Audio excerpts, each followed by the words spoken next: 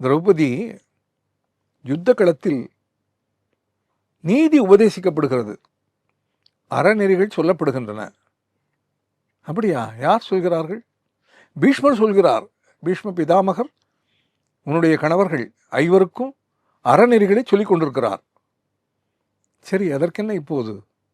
இல்லை, நீயும் போனால் பீஷ்மருடைய குரலிலேயே நேரடியாக அந்த அறநெறிகளை தெரிந்து கொள்ளலாம் அல்லவா? போயேன். திரௌபதி சிரிக்கிறாள்.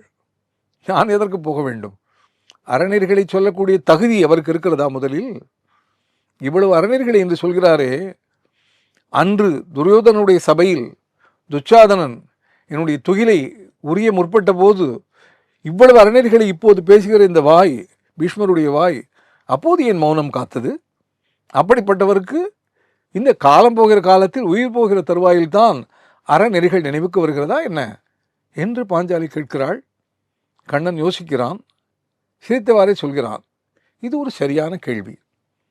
மிக உயர்ந்த மனிதரான பீஷ்மர் ஏன் அன்று மௌனமாக இருந்தார் என்பது ஒரு சரியான கேள்வி. ஆனால் அந்த கேள்வியை கேட்க இதுதானே சந்தர்ப்பம் பாஞ்சாலி. விரைவில் அவர் காலமாகிவிட்டால் இந்த கேள்விக்கான பதிலை யாரிடமிருந்து நீ பெற முடியும்? எனவே அந்த அறநெறிகளை கேட்பது போல அங்கு போய் நின்று அவரிடமே இந்த கேள்வியை கேள், அவர் என்ன பதில் சொல்கிறார் என்று பார்ப்போம் என்கிறான் கண்ணன்.